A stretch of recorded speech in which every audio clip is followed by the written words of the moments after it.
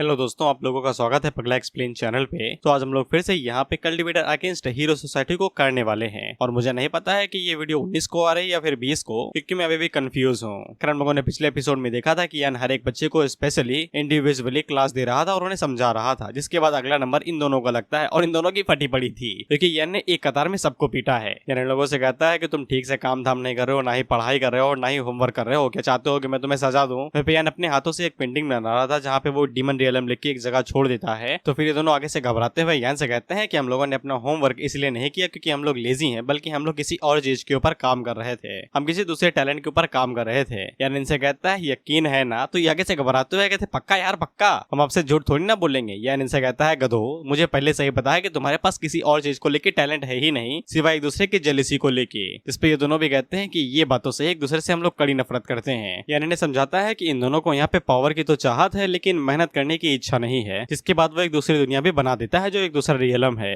ये दोनों आगे से निराश होते हुए कहते हैं कि ये लोग यहाँ पे इतने ज्यादा कमजोर हो चुके हैं कि साला बॉडीगार्ड्स भी हमें यहाँ पे धक्के मार के बाहर निकाल सकते हैं। यानी इन्हें समझाता है कि तुम दोनों एकदम कमजोर नहीं हो, अगर तुम एक साथ फ्यूज हो जाओ तो फिर बहुत ज्यादा स्ट्रॉन्ग हो सकते हो, यहाँ तक कि क्लास से भी और क्लास लीडर और मिंग से भी। ये दोनों जैसे एक साथ फ्यूज होने का सोचते हैं तो फिर इन्हें समझ में आता है भाईचारा और ये एक दूसरे की गर्दन पकड़ लेते हैं, ये कहते हुए कि मैं इस भरमुंजे के साथ तो बिल्कुल भी भाईचारा नहीं निभाने वाला, मैं इसको कीचड़ में रगड़ दूं। मैं तो उससे सुअर भी नहीं समझता जो नाली में घूमता है, ये 2 कौड़ी का इंसान है, सुअर से भी गैर बदतर। यानी उन दोनों से कहता है कि मेरा ये मतलब नहीं था कि तुम एक दूसरे के कंधे में गले डाल के इधर उधर घूमो। ये दोनों आगे से कहते हैं आपको क्लियर करना चाहिए ना, अभी यहाँ पे महाभारत हो जाता। फिर इसके बाद यान जो पेंटिंग बना रहा था उसे पूरी तरीके से खोलता है और इन लोगों को 2 पाउच देता है, ये कहते हुए कि इन्हें तभी खोलना जब तुम्हारी जिंदगी हलक में अटकी हो, यानी कि मरने वाले हो। इन्हें भाई घंटा कुछ समझ में नहीं आ रहा कि इनके साथ क्या हो रहा है, बस इन्हें इतना पता है इनकी फील्डिंग सेट हो रही है। इसके बाद यान इन दोनों को उठाता है और इन्हें अलग अलग रियलम के अंदर डाल देता है। एक तो डीमन रियलम था जिसको हम लोगों ने देख ही लिया था और एक रियलम के बारे में वो हरामी ट्रांसलेटर ने ट्रांसलेट नहीं किया। और यान इन दोनों से कहता है अलविदा दोस्तों। हम देखते हैं कि ये दोनों अलग अलग रियलम के अंदर ही गिरते हैं और ये जैसे ही नीचे गिरते हैं तो इनकी आंखें बाहर आ जाती हैं। अच्छा, ये दोनों ही डीमन रियलम है लेकिन अलग अलग साइड के। अब ऑथर ने ट्रांसलेट जो किया है, सॉरी ट्रांसलेटर ने, ये दोनों बिल्कुल आसमान से गिरे और खजूर पे अटके वाला तरह सीन होता है। ये जैसे ही सर के बल जमीन पे गिरते हैं तो इन्हें समझ में आ जाता है कि पावर वावर कुछ भी नहीं होता है, बस जिंदा रहना ज्यादा जरूरी है। और आगे से रोते हुए कहते हैं मुझे वापस बुला लो भाई, मुझे पावर नहीं चाहिए, की जगह ही खतरनाक है। तभी जियाओ को याद आता है कि यह ने इनसे कहा था कि जब भी तुम खतरे में हो तब पाउच को खोलना,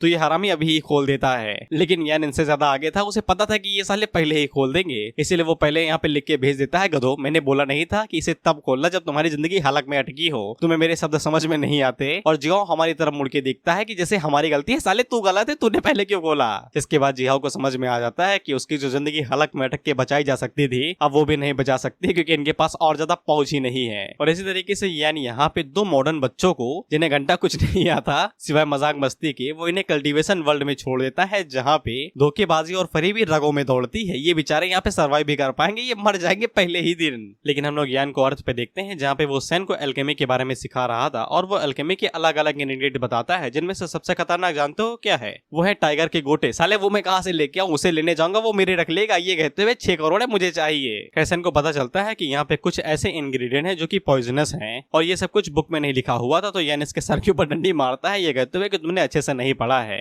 अगर वो चीज किताब के अंदर नहीं लिखी हुई है इसका मतलब कि वो एग्जिस्ट ही नहीं करती है। यान सेन को ये भी समझाता है कि एल्केमी का मतलब ये नहीं है कि तुम सीधा किताब ही पढ़ लो, तुम्हें यहाँ पे खुद की बुद्धि का भी इस्तेमाल करना पड़ता है जब तुम एल्केमी पिल बनाती हो। सेन आगे से अपना दुखड़ा रोते हुए बताती है कि उसे ये सब कुछ पता है लेकिन अब वो और ज्यादा नहीं सह सकती है। उसे यहाँ पे क्लैन बीस्ट यानी कि इन दोनों को मदद करनी पड़ती है ताकि वो अपनी रिफाइनिंग लेवल पे पहुंच सके, इसीलिए वो इन्हें पिल बना के देती है। इससे कोई फर्क नहीं पड़ता है कि पिल कितनी घटिया है, कितनी बेहतरीन है, जहरीली है या फिर नहीं जहरीली, ये वो सब खा लेती है। हम इन दोनों को देखते हैं तो ये दोनों पिल्स ऐसे लपेटे जा रहे थे जैसे कि भंडारे में बट रही हो। वो बूंदी नहीं है भंडारे वाली जो तुम कट के जा रहे हो, पिल है, पिल डाइजेस्ट भी करना पड़ता है उन्हें। सन आगे से रोते हुए कहती है कि ये सब कुछ करने की वजह से वो यहाँ पे बिल्कुल रोबोट बनती जा रही है जो सिर्फ दिन भर बैठ के यहाँ पे पिल्स बनाती है उन दोनों दरिंदों के लिए जो खा ले जाते हैं। इससे कोई फर्क नहीं पड़ता कि वो कैसी बनती हैं। यान भी आगे से कहता है कि कल्टीवेशन काफी ज्यादा थकाऊ होती है, इसलिए थोड़ा बहुत रिलैक्स भी करना चाहिए। इसलिए वो सन से पूछता है कि तुम कुछ ऐसा करना चाहती हो जो तुम्हारी मदद कर सके रिलैक्स करने में। सन पहले तो यान की तरफ देखती है लेकिन वो बाद में हंसते हुए कहती है कि हाँ है, करना चाहती हूँ मैं। इससे यान को समझ में आ जाता है कि उसने पैरों पे कुल्हाड़ी मार ली है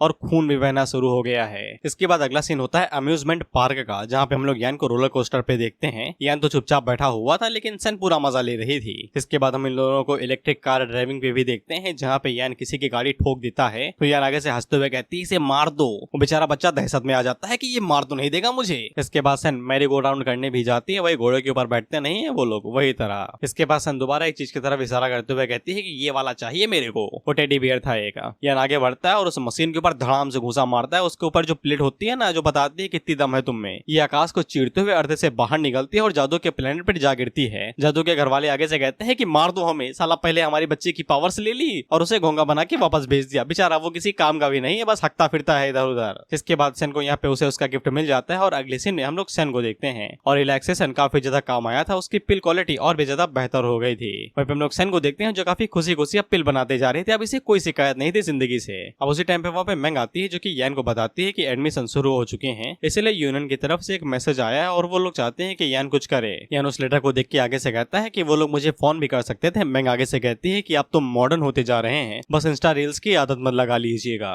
खैर इस लेटर के अंदर ज्यादा कुछ भी नहीं लिखा हुआ था, बस यही लिखा हुआ था कि एडमिशन ओपन हो चुके हैं और यहाँ पे जब भी एडमिशन खत्म होते हैं तो फिर हर एक अकेडमी को ट्रिप दी जाती है, यानी कि बाकी अकेडमी एक अकेडमी के अंदर ट्रिप के लिए जाती है और वो अकेडमी कोई भी हो सकती है। और इस साल यहाँ पे इनकी अकेडमी का नंबर आया है, यानी कि बाकी तीनों अकेडमीज के स्टूडेंट यहाँ पे आएंगे और ये लोग उन्हें ट्रिप और मजा देंगे, अपनी अकेडमीज के बारे में बताएंगे, जिससे वो और ज्यादा बेहतर बनाएंगे और डेवलप करेंगे। इसके बाद मैं यान से पूछती है कि एडमिशन में बच्चों को और ज्यादा आकर्षित करने के लिए हम लोग क्या कर सकते हैं। यान उनसे कहता है कि तुम लोग करो यार, मेरा इससे कोई लेना देना नहीं है, मेरा काम है बस सिखाना। इसके बाद हम लोग अर्थ पे किसी कोने पे देखते हैं जहाँ पे हम लोग पोर्टल के जरिए इन लोगों को बाहर आता हुआ देखते हैं। सबसे पहले यहाँ पे डुआर से बाहर निकलते हैं और ये वही बंदा है जो पैलेस के अंदर गया हुआ था। ये आगे से कहते हैं कि हम यहाँ पे कुछ ऐसा चुराने के लिए आए हैं जो बहुत ही ज्यादा कीमती है, इसीलिए किसी को भनक न लगने देना कि हम लोग यहाँ पे आए हैं। इसके बाद हम लोग ऑर्क्स को भी देखते हैं, ये भी पोर्टल के जरिए यहाँ पे आए थे, लेकिन ये एकदम सूट बूट में आए थे। इनकी पर्सनालिटी एकदम सादी वाली थी कि कोई भी आए पेल दो, जो चाहिए उसे उठा के लेके चले जाओ, बिल्कुल एक रैंडम नेता के बेटे की तरह। अब इसके बाद ये लोग बस स्टैंड के पास आके रुकते हैं और उसी टाइम पे इसके चेले को सुसु लग जाती है तो ये मूतने चला जाता है। उसी टाइम पे वहाँ पे टैक्सी भी आ जाती है, लेकिन उसी टाइम पे कोई हाथ आते हैं जो कि आर्क की आंखों को बंद कर लेते हैं। ये कहते हुए पहचान कौन, और को भाई साहब आगे से छुरा निकाल लेते हैं। ये कहते हुए भी बताता हूँ। आर्क भी अपने मन के अंदर यही सोचता है कि साला मैं पहली बार तो यहाँ पे आया हूँ, मेरे यहाँ पे दोस्त कैसे बन गए। उसी टाइम पे एक दूसरा आर्क आपदा को अवसर में बदलते हुए कार के अंदर बैठ जाता है, यानी कि टैक्सी के अंदर। और पे आर्क उस बंदे से कहता है अगर तूने मेरी आंखें 3 सेकंड के अंदर नहीं खोली तो फिर तू कभी भी अपनी आंखें नहीं छू पाएगा, क्योंकि हाथ रहेंगे ही नहीं। तो फिर वो बंदा अपने हाथ खोल देता है, लेकिन तब तक ये टैक्सी के अंदर बैठ के यहाँ से जा चुका था।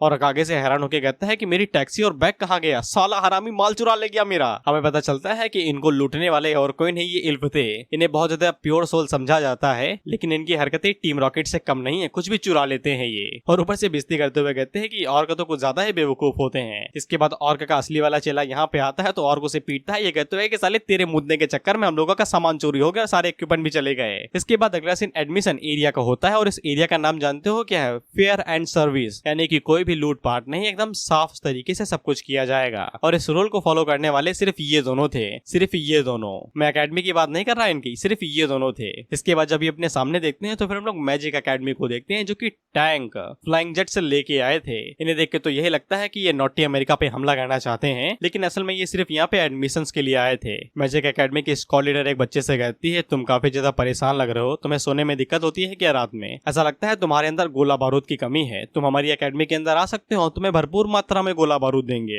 यही नहीं, हमारे पास 24 घंटे ग्लोबल सैटेलाइट पोजिशनिंग भी है, यहाँ तक कि हम डायमेंशन के अंदर फुल स्केल में न्यूक्लियर स्ट्राइक भी कर सकते हैं, यानी कि आग मूत देंगे। और तुम्हें पढ़ाई करने की भी जरूरत नहीं है, अगर तुम हमारी अकेडमी को ज्वाइन करते हो तो फिर यहाँ पे तुम्हें तोहफे की तरह 190 टैंक मिलेंगे और साथ ही में ग्लोबल स्टेल्थ बॉम्बर भी, वही B2 वाला जो भाई अमेरिका के पास है सिर्फ। यही नहीं, ये और ज्यादा लालच देते हुए कहते हैं कि हमारे पास यहाँ पे स्ट्रेटेजिक न्यूक्लियर सबमरीन्स भी हैं और भी कई तरीके के वेपन है जो तुम चाहो। बंदा आगे से पिघल जाता है ये कहते हुए कि ये तो बड़ा मजेदार चीज है, और वाकई से ज्वाइन करने के लिए मान जाता है और तोहफे के रूप में इसे यहाँ पे बजूका और AK-47 दी जाती है। अब ये घर पे जाके अपने छोटे भाइयों से बदला लेगा। इसके बाद दोनों थोड़ा सा साइड में देखते हैं तो फिर इन्हें दिखाई देता है कि वैम्पायर अकेडमी भी आई हुई यहाँ पे, और ये भी इंसानों को यहाँ पे रिक्रूट करना चाहते हैं। मैंने पहले ही बता दिया था कि होप भी यहाँ पे हीरो बन चुका है, तो उनके पास भी लाइसेंस आ चुका है। हम देखते हैं कि नंबर 5 एक बंदे से कहता है ये देख रहे हो, ये जादू का प्याला, एक घूंट मारो और तुम अकेडमी हीरो बन गए और स्टडी करने की भी जरूरत नहीं है तुम्हें। लेकिन ये बंदा बुद्धिमान था। ये आगे से कहता है मैंने सुना है कि तुम्हारी जो अकेडमी है वो काफी ज्यादा रो रैंकिंग की है, क्योंकि तुम लोग सन से काफी ज्यादा घबराते हो, जो कि पिछवाड़े में दर्द बन सकता है बवासीर की तरह। फक, मैं अपनी दुख क्यों बता रहा हूँ। नंबर 5 आगे से जुगाड़ लेके आया है, वो आगे से दिखाता है सनस्क्रीम। वो आगे से से कहता है ये कोई बड़ी चीज नहीं, इसे लगाओ दिन में 24 घंटे घूमो, कोई फर्क नहीं पड़ता, हमने ये स्पेशल बनाई है और तुम जैसे ही हमारी एकेडमी को ज्वाइन करोगे ये तुम्हें गिफ्ट में मिलेगी।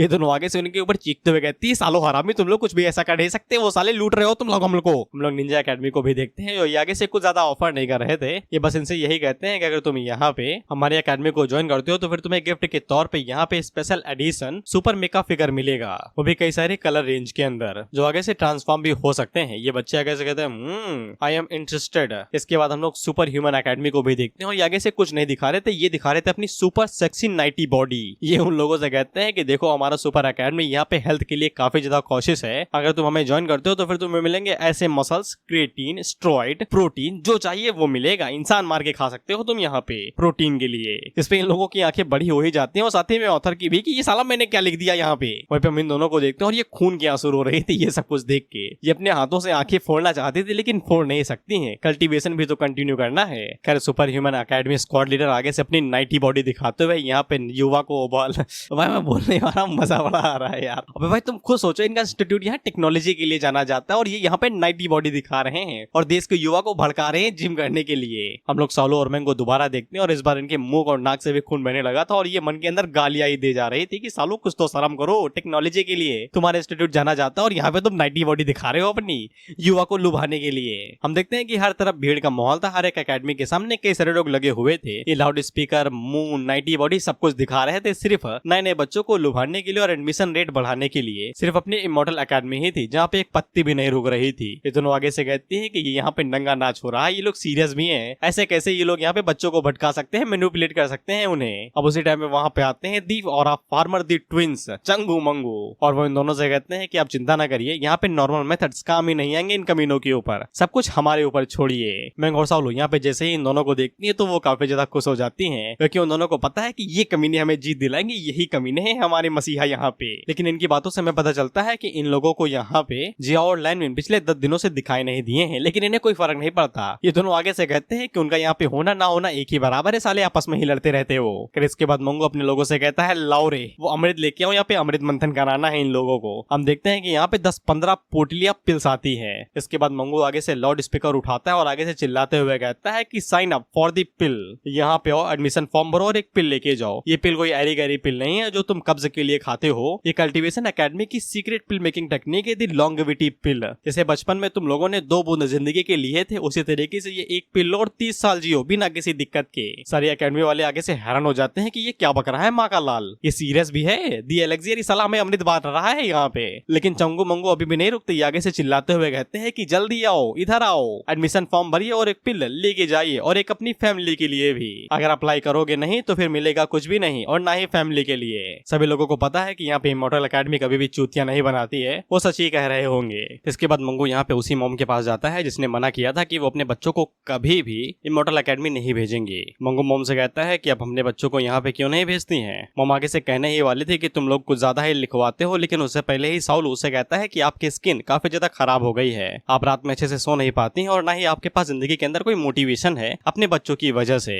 इसके बाद वो आगे से उसी पिल को बाहर निकालता है ये कहते हुए, लेकिन ये पिल आपकी जिंदगी बदल देगी, सारी दिक्कतों से आपको दूर कर देगी। इसके बाद मंगू कुछ ऐसा कहता है जिसके लिए हर कोई चीज मान जाता है। वो कहता है पहले इस्तेमाल करे फिर विश्वास करे, इसीलिए मॉम मान जाती है। जिसके बाद वो जैसे उस पिल को खाती हैं तो फिर हम देखते हैं चमत्कार, मॉम बन जाती है मॉडल सुपर सेक्सी। उनकी गोद में जो बच्चा था वो आगे से कहते हैं मम्मी यार ये तुम ही हो ना और कोई तो नहीं है। इस पे भाई ये लोग अपना सर पकड़ लेते हैं और आगे से चिल्लाते हुए कहते हैं लग गए गुरु, वो भी बुरे वाले। जिसके बाद ये सभी यहाँ पे अभी इमॉर्टल एकेडमी को चिल्लाने लगता है, ये कहते हुए कि ये चीटिंग है साले, तुम लोग ऐसा कुछ नहीं कर सकते, ये बिल्कुल एक लीगल है। इसके अगले सीन हम लोग देखते हैं कि जो अभी लोग यहाँ पे इमॉर्टल एकेडमी के पास भी नहीं भटक रहे थे वो दौड़ते हुए इमॉर्टल एकेडमी की तरफ जाने लगते हैं। ये कहते हैं कि हमें चाहिए वो पिल। पीछे से ये चारों आगे से कहते हैं साले एहसान फरामोश लोग। इसके बाद हम लोग सेन को देखते हैं जो कि अब रोबोट की तरह दोबारा काम पे लग गई थी और ये 24 घंटे सिर्फ पिल ही बना रही है। हम लोग जिहाओ देखते हैं जो कि ये पिल बांट नहीं रहा था, ये लुटा रहा था। ये बोरी में पिल भरते हुए कहता है ये लो तुम्हारी फैमिली के लिए, ये तुम्हारे बच्चों के लिए, ये तुम्हारे दादा के लिए, ये तुम्हारे परदादा के लिए। साइड से ये चुपचाप खड़े थे जो कि बस मौत का नंगा नाच देख रहे थे।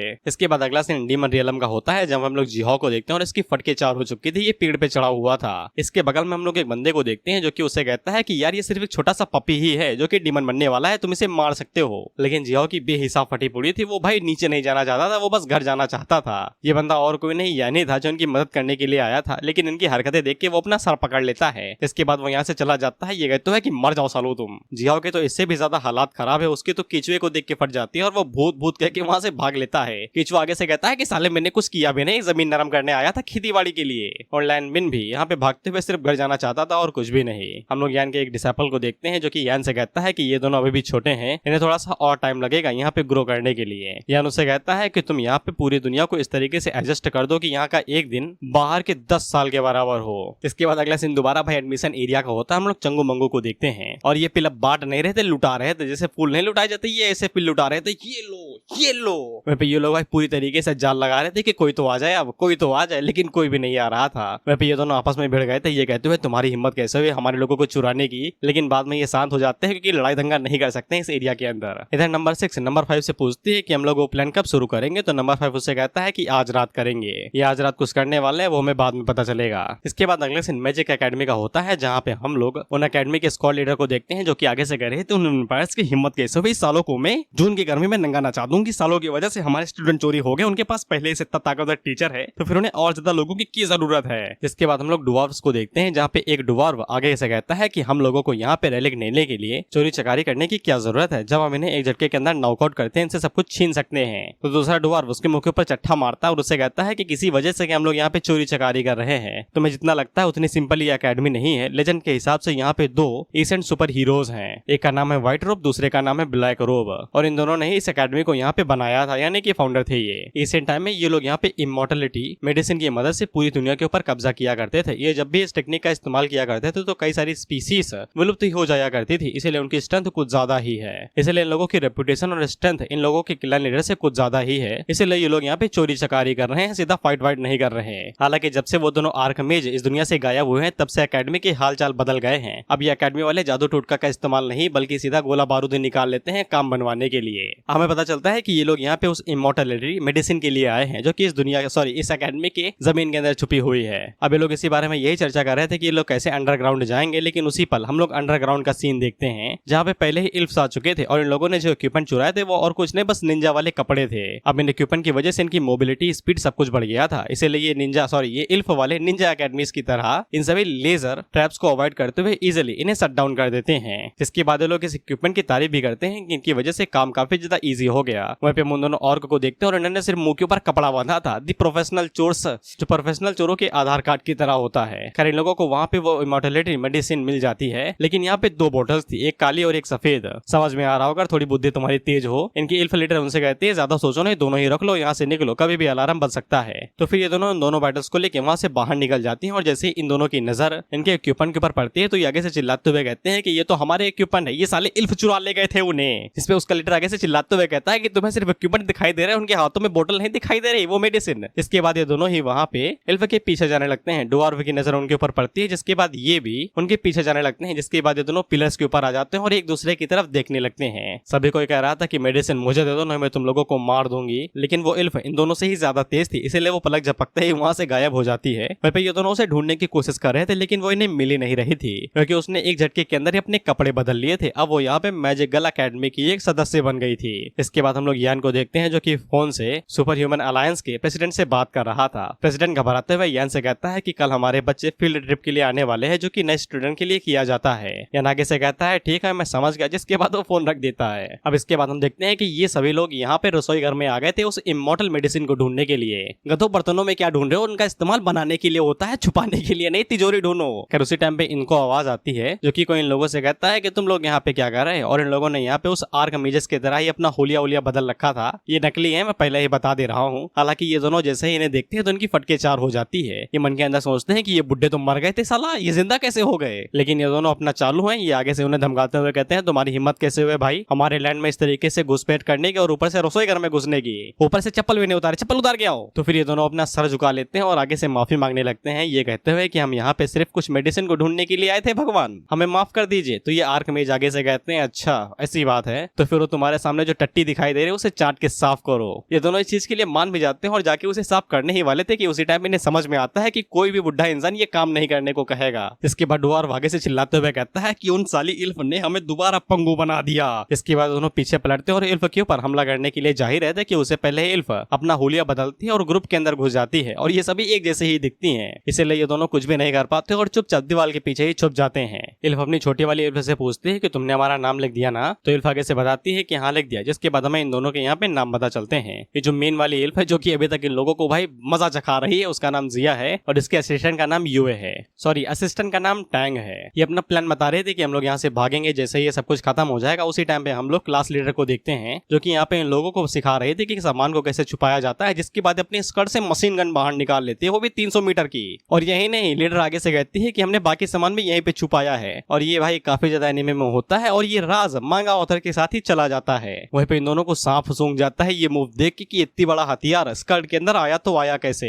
इसके बाद यहाँ पे इन लोगों के लिए टीम बना दी जाती है और इन्हें बता दिया जाता है कि हम लोग फील्ड ट्रिप पे जा रहे हैं इमॉर्टल एकेडमी की तरफ से और हमें उनके कॉम्बैट एक्सपीरियंस से सब कुछ सीखना है। वहीं पे युवे को समझ में आ रहा था कि यहाँ पे कुछ बड़ा कांड होने वाला है। वहीं पे हम इन दोनों को देखते हैं। अभी मन के अंदर सोच ही रहे थे कि हम लोग इस फील्ड ट्रिप के अंदर कैसे जाएंगे क्योंकि ये दोनों वहाँ पे जा रही हैं। अब उसी टाइम पे इन्हें दिखाई देता है स्क्वाड लीडर और निंजा लीडर। ये आगे से कह रहे थे कि जो भी ट्रिप पे जाना चाहता है जल्दी से सामान लेके आ जाओ, हम लोग निकलने वाले हैं। तो ये भागते हुए जाते हैं और पेड़ के पार जैसे ही निकलते हैं तो उनकी कॉस्ट्यूम चेंज हो जाती है और कोई यहाँ पे सुपर एकेडमी ज्वाइन करता है और वहीं पे डुआर निंजा एकेडमी को ज्वाइन कर लेता है। ये जैसे ही इमॉर्टल एकेडमी के पास पहुंचती है तो फिर वो घबराने लगती है, कांपने लगती है। उसे समझ में आ जाता है कि अंदर जाना यानी कि मौत के पैगाम पे अंगूठा लगाना, इसलिए वो जाने से मना करने लगती है। लेकिन टैंगो से समझाती है कि हम लोगों को अंदर जाना ही पड़ेगा। और उसी टाइम में इनकी टीचर भी इन लोगों से कहती है खड़ी क्या हो जाओ भाई, लाखों लोगों को मौका मिलता है और लाखों लोग ही मना कर देते हैं, इसलिए हमें जाना पड़ता है क्योंकि जगह इतनी खतरनाक है, जाओ जल्दी। इसलिए इन दोनों को जबरदस्ती जाना ही पड़ता है। हालांकि टैंग को ऐसा लग रहा था कि ये जगह काफी ज्यादा शांत है, ये लोग यहाँ से हंसी खुशी बाहर निकल सकते हैं, कोई भी खतरे की जगह नहीं है ये। अब उसी टाइम पे युवे उसे पूछती है कि वो दोनों हरामी कहाँ गए जिनको हम लोग टट्टी खिलाने वाले थे। तो टैंग उसे कहती है कि वो दोनों हमारे सामने हैं। तो ये दोनों युवे को उंगली दिखाते हुए कहते हैं कहाँ जा रही हो, छमक चलो हमारे साथ चलो, हम तुम्हारा अंदर इंतजार कर रहे हैं, रेसिपी दे के जाओ वो हमें। युवा आगे से कहती है इनकी माँ का। अब इसके बाद मैजिक एकेडमी और मैंग एक दूसरे से हाथ मिलाते हैं। मैजिक एकेडमी की स्क्वाड लीडर आगे से पूछती है कि हम लोग जा वहाँ पे रहे हैं। तो मैंग आगे से बताती है कि टीचर ने उन्हें नहीं बताया और टीचर उनके साथ नहीं जाएगा।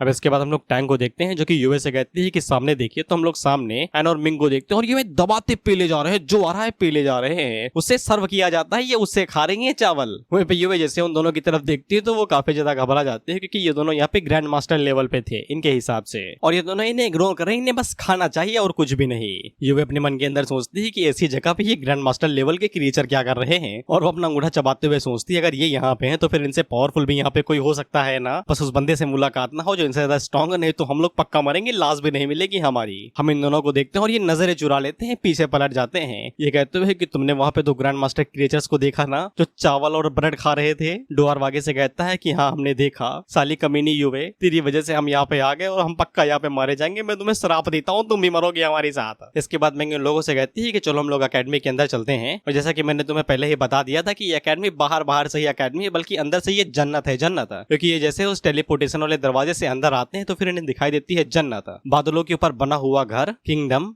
पहले सब कुछ था यहाँ पे।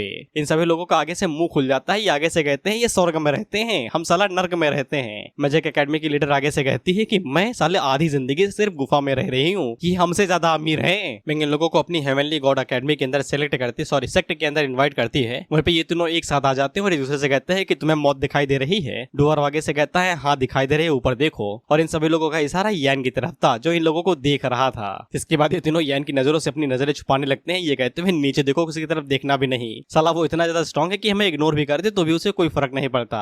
यान नीचे आता है, उन लोगों से कहता है बकवास बिल्कुल खत्म, सीधा पॉइंट पे आता हूँ मैं। और यान इन लोगों को इग्नोर कर रहा था जिससे ये काफी ज्यादा खुश हो जाते हैं। यान को ऐसा ही लगता है कि ये सभी भी अकेडमी के साथ ही आए हैं। यान इन लोगों को बताता है कि ये फील्ड ट्रिप जो कि हेवनली गॉड सेक्ट के अंदर की जा रही है सिर्फ पब्लिक डिमांड के ऊपर ही की जा रही है, वो बाहरी लोगों को अपने सेक्ट के अंदर बिल्कुल भी इन्वाइट नहीं करता है। यान इन लोगों को बताता है खैर जो होना था वो हो गया, तुम्हारे लोगों की field location the world of the painting होगी, यानी कि पेंटिंग के अंदर। यानी उन लोगों से कहता है क्योंकि उसने कई सालों से पेंटिंग नहीं की थी, तो फिर उसने गलती से एक और लाइन बना दी, इससे ये दुनिया और ज्यादा बड़ी हो गई है। ये दोनों आगे से कहती हैं, अच्छा आपकी गलती की वजह से हम वहाँ पे ऊँट की तरह पानी के लिए तरसे अपने इतनी बड़ी दुनिया बना दी। यानी लोगों को बताता है कि उसने अंदर की दुनिया पूरी तरीके से एडजस्ट कर दी है, इसलिए वहाँ का जो टाइम फ्लो है अब वो नॉर्मल हो गया है। यानी कि एक दिन 10 साल के बराबर था, तो यान ने उसे एक दिन एक बराबर कर दिया। इसलिए अंदर जो कुछ भी हो रहा है, तो यान को अंदर कुछ भी नहीं पता कि अब तक वो अंदर कितना डेवलप हो गया होगा। इसके बाद यान वेंग से कहता है कि तुम इन्हें अंदर लेके जाओ, और वो उन लोगों को बता देता है कि सवारी अपने सामान की खुद जिम्मेदार है।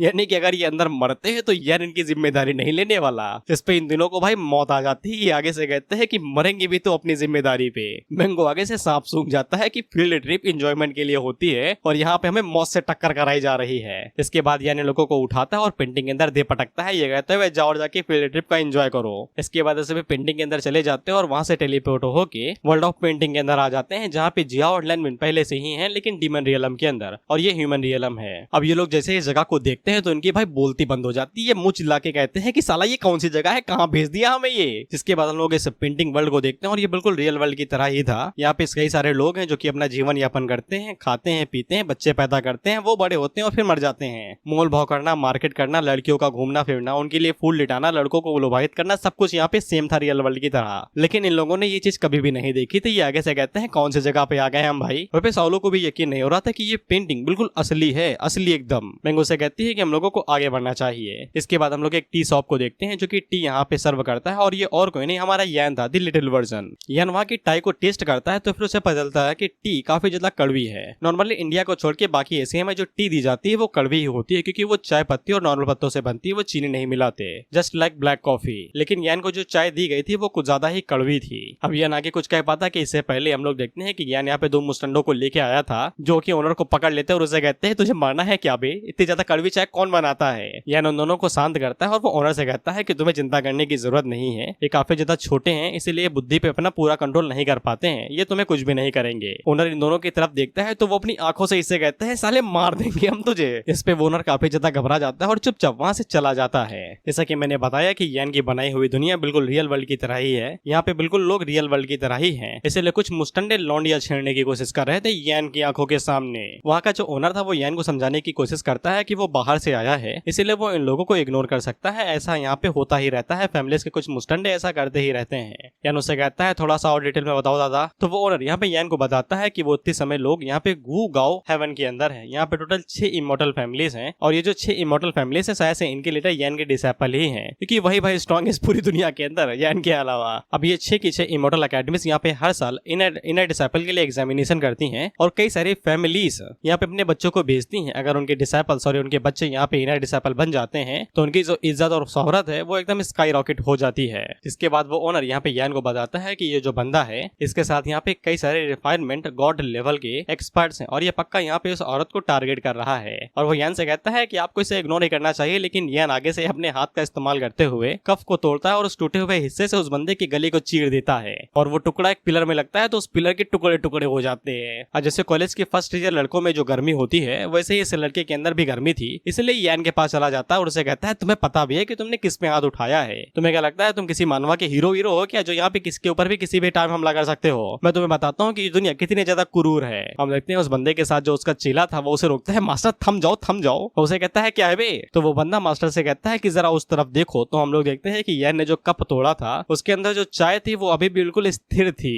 इसको देख के इनके लकुआ मार जाता है, इनके टट्टे ढीले हो जाते हैं, और यान उसे कहता है अंकल अंकल दला मुझे बताओ कि ये दुनिया कितनी ज्यादा तुलूल है। Bro is trying to fight with his god who made him. यान भाई साहब को सिर्फ सांस लेनी है और ये वजूद से मिट जाएगा। अब इसके बाद दोनों जब दोबारा यान की तरफ देखते हैं तो फिर इन्हें समझ में आ जाता है कि यान इनसे कई गुना बड़ा है। इसके बाद वो बंदा अपने मास्टर से कहता है कि आप किसी बड़ी फैमिली से आते हैं, आप यहाँ पे बिल्कुल भी लोगों से सर लड़ाई नहीं कर सकते हैं, और ऊपर से इसके पीछे जो गार्ड्स हैं उन्हें देखिए, ये पक्का किसी टाइप का ईवल यंग मास्टर होगा जो किसी को भी पीट सकता है। इसीलिए हम लोगों को यहाँ पे अनूप सोनी की बात मान के अपने जज्बातों को रोकना चाहिए और कदम पीछे ले लेने चाहिए। इसलिए वो बंदा भी अपने कदम पीछे लेता है और वो जाते जाते यान से कहता है कि तू लकी है, अगली बार मैं मिलूंगा तो तुझे बता दूंगा कि मैं कौन हूँ। इतना कहने के बाद वो वहां से भागते हुए निकल जाता है, वो भी फुल ताकत के साथ में कि कोई भी पीछे ना आ रहा हो। इसके बाद ये लड़की आगे बढ़ती है और यान को शुक्रिया कहती है और अपना नाम जियांग बताती है, और वो यान से कहती है अगर वो चाहे तो वो यान के घर पे आ सकता है मेहमान की तरह। यान बड़े प्यार से उससे कहता है कि इतना सब करने की जरूरत नहीं है, वो लोग बाहर से आए हैं जो कि यहाँ पे सिर्फ इमॉर्टल एग्जामिनेशन के अंदर अंदर हिस्सा लेने के लिए आए हैं और यार इनके साथ इनके घर पे जाने लगता है सिर्फ इसलिए क्योंकि उसे वहाँ पे अच्छी चाय मिल सकती है। लेकिन जब ये सभी लोग यहाँ से जा ही रहे थे उसी टाइम पे ओनर यहाँ पे इन दोनों के पास आता है और उनसे कहता है पैसा कौन देगा रे चाय के। तो ये लोग उसका कॉलर पकड़ लेते हैं और उससे कहते हैं कि हमने आज तक जहाँ भी खाया है वहाँ पे हगने के सिवा और कोई काम नहीं किया, तो हमसे पैसे मांग रहा है।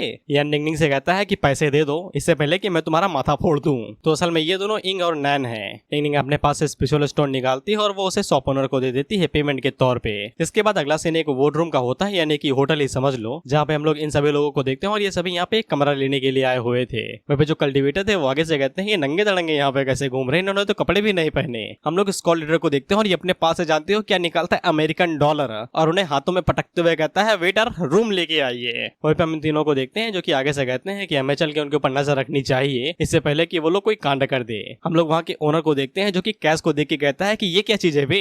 इस कॉलिडोर को ये वाली बात समझ में नहीं आती, इतनी समय ईगो में जो चल रहा है उसे ऐसा लगता है कि पैसा कम है, इसीलिए वो अपने पास से अमेरिकन एक्सप्रेस ब्लैक कार्ड बाहर निकाल के कहता है कि ये स्वाइप कर लो। और इस कार्ड में एक ही खासियत है कि इसमें लिमिट नहीं है। लेकिन ओनर इस कॉलिडोर के ऊपर चिल्लाते हुए कहता है गधे ये पैसे और कार्ड में कहाँ डालूं, ये किस काम के, मुझे स्पिरिचुअल स्टोन चाहिए, स्पिरिचुअल स्टोन, नीला नीला जो हरा हरा चमकता है। हम लोग सॉलो को देखते हैं जो कि मेंग से कहती है कि तुम स्पिरिचुअल स्टोन लेके आई हो ना। मेंग आगे से कहती है उसके बिना मैं कभी भी घर से बाहर नहीं निकलती, वो कभी भी काम में आ सकता है। और वो मन के अंदर सोचती है उसने स्पिरिचुअल स्टोन के लिए अपना होमवर्क भी पूरा किया था, यहाँ तक कि रिस्क भी उठाया था या इनके कमरे से मैप चुरा के। लेकिन उसे अभी भी लगता है कि उसे और ज्यादा स्पिरिचुअल स्टोन चुरा लेने चाहिए थे और अब शायद उसे यहाँ पे गलियों में भी सोना पड़ सकता है। लेकिन हम लोग सेन को देखते हैं जो आगे से लॉन्गेविटी पिल निकालती है और वो ओनर से कहती है कि ये चलेगा क्या। हम लोग ओनर को देखते हैं जो अपने पास से मैग्नीफाइंग ग्लास बाहर निकाल लेता है और लॉन्गेविटी पिल को चेक करके बताता है कि ये गुड क्वालिटी की एकदम लेवल है इसका। सेन आगे से कहती है अगर इतने काफी नहीं है तो फिर मेरे पास यहाँ पे एकदम टोकरी भर के पड़ी हुई है। ओनर आगे से चिल्लाते हुए कहता है कि ये बहुत ही ज्यादा है, सिर्फ एक ही पिल काफी है तुम्हारे लिए। इसके बाद वो सेन को समझाता है बेटी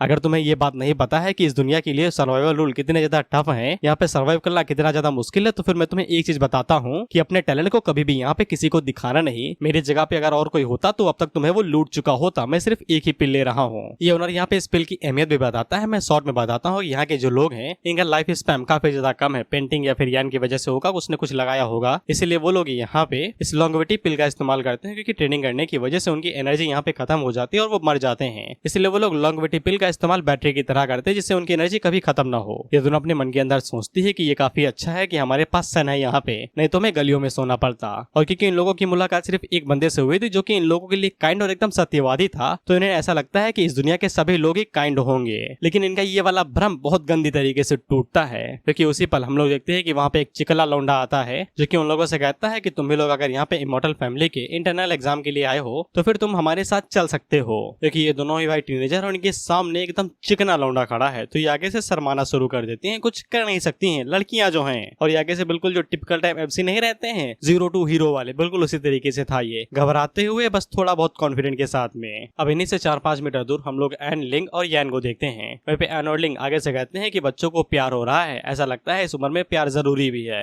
यान इन दोनों से कहता है कि तुम दोनों कब से किसी दूसरे इंसान के बारे में बात करने लगे। ये दोनों आगे से कहती हैं कि ऐसा कुछ भी नहीं मास्टर, हम लोग यहाँ पे किसी के बारे में भी बात नहीं कर रहे हैं। तो यान इनसे पूछता है कि किंग ऑफ किंग को किसने मारा था भाई, वो कैसे मारा था। तो ये दोनों आगे से घबराते हुए कहते हैं कि हमें नहीं पता, हम तो इनोसेंट हैं, हमने किसी को भी नहीं मारा, हमने आज तक मच्छर नहीं मारा है। हम देखते हैं कि ये नमूना आगे से अपना नाम जिन बताता है और ये दोनों भी अपना नाम आगे से बताती हैं, ये कहते हुए कि तुम हैंडसम हो। वाओ। इस पे जिन भी आगे से इनकी तारीफ करता है तो ये दोनों दोबारा शर्माने लगती हैं। इस पे यान को थोड़ा बहुत गुस्सा आता है, पता नहीं क्यों, जेलस प्यार की वजह से तो होगा नहीं, भाई 2000 साल पुराना है, सॉरी बड़ा है, तो मुझे नहीं लगता है कि भाई को 18 साल की लड़कियों के अंदर इंटरेस्ट होगा। हम लोग जिन को देखते हैं जो आगे से कुछ कर रहा था और ये जब ऐसे कुछ करता है तो फिर हम देखते हैं कि इसकी बॉडी के अंदर रिफाइनिंग की आ जाती है जिसको वो गॉड नाम की किसी चीज के अंदर बदल देता है। ये लोग यही कह रहे हैं भाई। जिन लोगों को बताता है कि एक तरीके से ये ट्रेडिशन है जो कि यहाँ पे इमॉर्टल वर्ल्ड के अंदर बेसिक ट्रस्ट को दिखाता है। हालांकि वो अभी तक अपनी की को कॉम्बैक्ट के लिए सही से यूज नहीं कर पाता है, इसलिए इमॉर्टलिटी तक पहुंचना काफी ज्यादा लंबा रास्ता होने वाला है।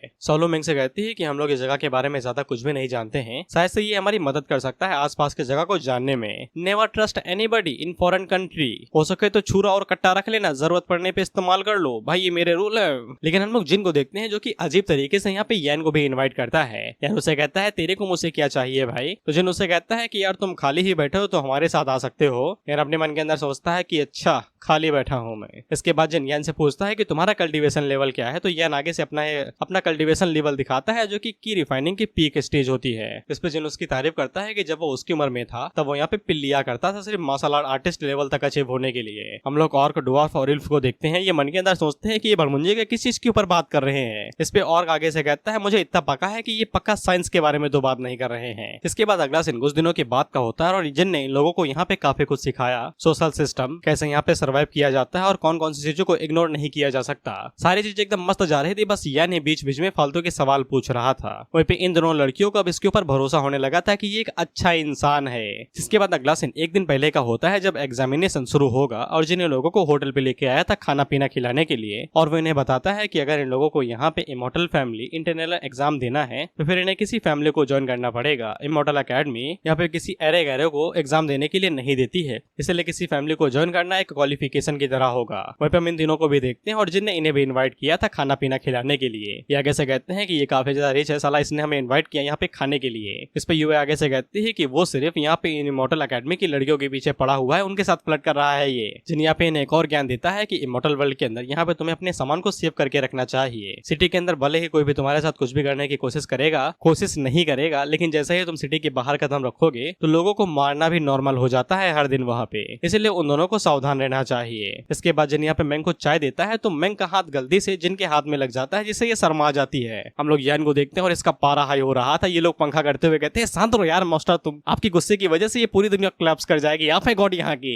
साला आप सांस लेना बंद करेंगे, यहाँ पे ऑक्सीजन खत्म हो जाएगी। हालांकि यान का गुस्सा शांत नहीं हो रहा था, इसका गुस्सा बढ़ते ही जा रहा था। भाई इस समय एक बाप की तरह है जिसे बिल्कुल भी पसंद नहीं कि कोई उसकी बेटियों के साथ कुछ भी करे।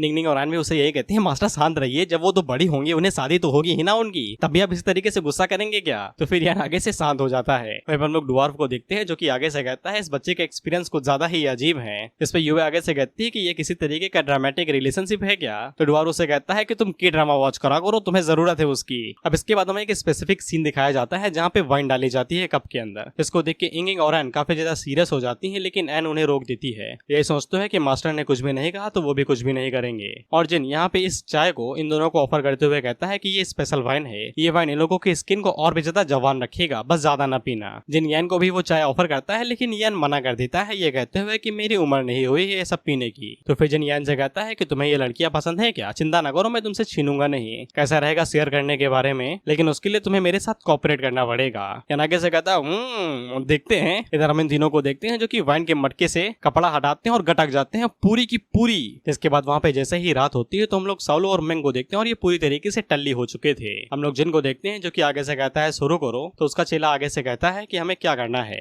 जिन आगे से कहता है कि इनको मेरे ऊपर विश्वास दिलाने के लिए मैं पिछले 5 दिन को इधर उधर लेके घुमा रहा हूँ, मेरे पैर दर्द करने लगे हैं। मैं चेला जिनसे पूछता है कि हमें इन लड़कियों के साथ इतना ज्यादा काम क्यों करना पड़ रहा है, यहाँ पे वैसे भी इतने सभी लोग हैं, हमें इन्हें मारने की क्या जरूरत है। जिन आगे से बताता है कि मुझे इनसे स्पेशल फीलिंग आ रही है। उन दोनों के ही पोस्चर बहुत ही ज्यादा अजीब है, एक जिद्दी और एक बहुत ही ज्यादा मासूम, इसीलिए वो पक्का कोई ऑर्डिनरी इंसान नहीं है, हमें उन्हें पहले निपटाना पड़ेगा ताकि हम लोग यहाँ पे एग्जामिनेशन को पास कर सके। इसके बाद वो अपने लोगों को जैसे ही अटैक करने के लिए भेजता है तो फिर मैंग को पता चल जाता है। इसके बाद जब वो अपनी शॉट को उठाती है तो वो पूरी बिल्डिंग की हिलने लगती है। ये सभी बाहर आके कहते हैं कि क्या हो रहा है यहाँ पे। हम लोग ड्वार्फ और ऑर्क को भी देखते हैं और ये भी जैसे बाहर निकलने की कोशिश करते हैं तो इनके पेट में बहुत ज्यादा दर्द होने लगता है क्योंकि वो वाइन पॉइजनस थे। यूए को भी पेट में दर्द हो रहा था, वहीं पे ये उठ भी नहीं पा रहे थे, पॉइजन इतना ज्यादा कड़क था। हम लोग मैंग को देखते हैं जो आगे से अपनी शॉर्ट स्किल का यूज करते हुए वहाँ पे कई सारे स्लैशेस मारती है और जो भी कल्टीवेटर वहाँ पे हमला करने के लिए आ रहे थे वो उनके चिथड़े उड़ा देती है। ये तुम्हें जो साइडों में दिखाई दे रहे हैं ये सभी लाशें हैं, लाशें जिनकी चेले की फटती हुई वो आगे से कहता है कि ये तो साले शॉर्ट कल्टीवेटर हैं। तो जिन उसे कहता है क्या फर्क पड़ता है, मार दो उन्हें। इसके बाद और भी लोग यहाँ पे हमला करने के लिए आगे बढ़ रहे थे, लेकिन उसी टाइम में उन लोगों के ऊपर जबरदस्त प्रेशर बढ़ता है और वो भी एक झटके के अंदर मारे जाते हैं। हम देखते हैं कि साउलो ने यहाँ पे अपनी फॉर्मेशन को पहले ही सब कुछ सेट कर दिया था। ये कहीं पे जाती है तो पहले फॉर्मेशन लगाती है तब कुछ करती है। इसके बाद साउलो भी वहाँ पे जाग जाती है और आगे से इनकी फटना चालू, क्योंकि एक शॉर्ट प्रैक्टिशनर है और दूसरी कास्टर है यानी कि फॉर्मेशन वाली। इसके बाद साउलो जिन से कहती है कि क्या भाई क्या करने का इरादा है। जिन आगे से कहता है इसमें हैरानी की क्या बात है। साउलो कहती है कि सब कुछ बढ़िया जा रहा था तो फिर ये सब करने की क्या जरूरत थी। जिन उसे कहता है अगर तुम अमीर हो इसका मतलब ये नहीं है कि तुमने कोई सच्चा प्यार ढूंढ लिया, माफ करना लेकिन इस जगह पे दी पोशन स्मेल बेटर देन दी वुमन। आसान शब्दों में पैसे की खुशबू औरतों से ज्यादा मजेदार है। साउलो को इससे गुस्सा आ जाता है क्योंकि पहली बार किसी ने उसके इमोशन के साथ खेला है और वो जिन से कहती है बताओ मैं तुम्हें कितने हिस्सों में काटूं। इसके बाद वो अपनी शॉर्ट फॉर्मेशन को एक्टिवेट करती तो इसकी रेंज बहुत ही ज्यादा बढ़ गई थी। इससे वहाँ पे सभी लोग आगे से हैरान हो जाते हैं कि ये कितना लंबा जाएगा भाई। और साउलो जिन से कहती है कि मैं तुम्हें कभी भी माफ नहीं करने वाली। इसको देख के ये तीनों हैरान हो जाते हैं कि तुम्हारा प्यार कहाँ गया भाई, अभी जो उमड़ रहा था। हम इन दिनों स्क्वाड लीडर्स को देखते हैं, ये भी यहाँ पे शामिल होना चाहते थे मजा वजा देने के लिए, लेकिन इनके पेट में भी दर्द होने लगता है क्योंकि वाइन के साथ साथ खाने में भी गड़बड़ थी। यान इनकी तरफ देखता है और वो भी आगे से नौटंकी करते हुए बेहोश होने का नाटक करने लगता है। एनोर्डिंग यान की तरफ देखते हैं, जिसके बाद ये दोनों भी नाटक करने लगती हैं। वह पे ये सभी लोग पूरी तरीके से ढेर हो जाते हैं, जिससे सालों को समझ में आ जाता है कि अब मदद नहीं मिलने वाली। हम लोग ऑर्क को देखते हैं जो आगे से खंजर निकाल लेता है, आगे से कहता है इनकी साला इनकी हिम्मत कैसी हुई मुझे खाने में जहर देने की। लेकिन यूए सही टाइम पे आके इन्हें रोक लेती है, ये कहते हुए बेवकूफो तुम भूल गए क्या हम लोग यहाँ पे किस मकसद से आए हुए हैं। अपनी आइडेंटिटी के बारे में इन्हें ऐसे पता लगने नहीं दे सकते।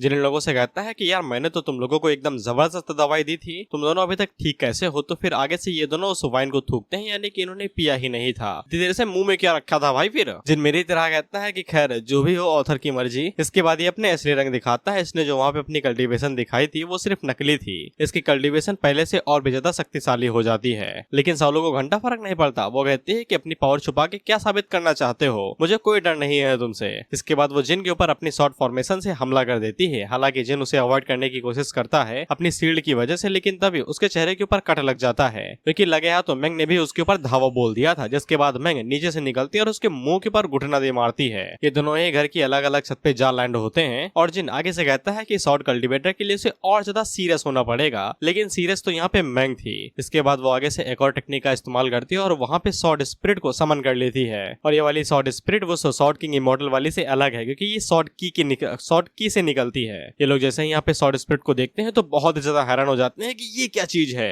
सॉरी गाइस, मैं चिल्ला और जोक नहीं मार सकता, रात के 2 बज रहे हैं, कल वीडियो भी तो अपलोड करनी है ना। शॉर्ट स्पिरिट यहाँ पे जिनको कच्ची नजरों से देख रहा था कि साले कच्चा चबा जाऊंगा, भाग जा यहाँ से।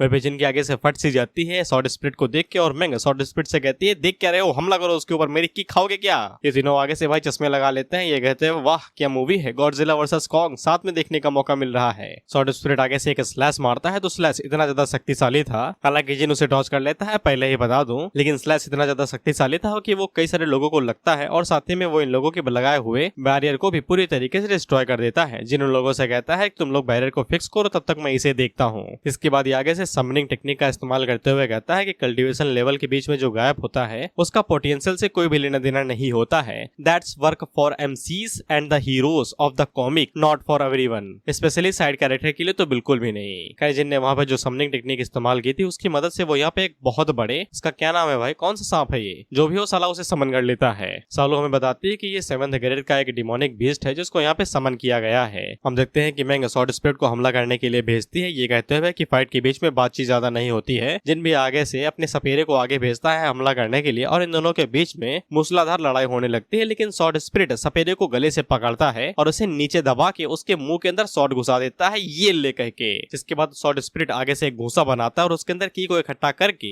सपेरे के मुंह के ऊपर दे मारता है, ये कहते हुए ये ले। इसे नीचे की जमीन सेटल हो जाती है और सपेरा भाई हमेशा के लिए टेब बोल जाते हैं अभी के लिए। जिन आगे से दोबारा किसी टाइप के स्पेशल टेक्निक का इस्तेमाल करता है और आगे से कहता है लाइट डिस्ट्रक्शन। इसके बाद हम सपेरा भाई को देखते हैं जो दोबारा जिंदा हो जाते हैं और वो यहाँ पे शॉर्ट स्पिरिट को जगाने की कोशिश करने लगते हैं। और जिन आगे से हंसते हुए कहता है कि तुम लोग इस पकड़ को आजाद नहीं कर सकते हो, भले तुम लोगों का पोटेंशियल मुझसे ज्यादा बड़ा है लेकिन मेरा लेवल तुमसे ज्यादा हाई है, तुम दोनों मिलके मुझे कभी भी नहीं हरा सकते हो, ये इसके कहने वाले शब्द हैं। इधर मैंग साउलू से कहती है कि जल्दी से मेरे लिए टाइम निकालो, तब तक मैं उस स्किल को इस्तेमाल करने की तैयारी करती हूँ। तो साउलू आगे से अपनी फाउंडेशन और फॉर्मेशन का इस्तेमाल करते हुए स्नेक के ऊपर धड़ाधड़ शॉट्स की बरसात कर देती है, जिससे वो सांप एक झटके के अंदर ही मारा जाता है और स्पिरिट आजाद हो जाती है। इसके बाद हम लोग मैंग को देखते हैं जो आगे से हेवनली शॉट ऑफ ब्लड का इस्तेमाल करती है, तो फिर वो अपने खून का इस्तेमाल अपने शॉट के ऊपर करती है और इसका रंग बदल जाता है। जिनको भी समझ में आ जाता है कि उसकी कवर कूदने वाली है और हम लोग मैंग को देखते हैं जो कुछ ज्यादा ही सीरियस थी खून का इस्तेमाल करने के बाद में। मैंग ने यहाँ पे जो भी टेक्निक इस्तेमाल की थी उसको इस्तेमाल करने की वजह से हम लोग देखते हैं कि शॉर्ट स्पिरिट के बगल में एक रेड ड्रैगन भी आ जाता है। ये तीनों आगे से कहते हैं कि आजकल के बच्चे इतने ज्यादा गुस्सैल क्यों है भाई, बात बात पे कुछ भी निकाल लेते हैं, खासकर बड़ी बड़ी चीजें। हमारे जमाने में तो बच्चे चाकू और कट्टा निकालते थे, ये ड्रैगन कब से निकालने लगे। जिन भी आगे से कहता है कि मैं इतनी जल्दी हार नहीं मानने वाला। इसके बाद वो भी अपना पूरा जोर लगाता है और बुंड का पूरा जोर लगाने के बाद ये अपने सांप को दोबारा ट्रांसफॉर्म कर देता है। हम देखते हैं इसका सांप ट्रांसफॉर्म होके पीछे की तरफ पंख और 6 आंखें उगा लेता है।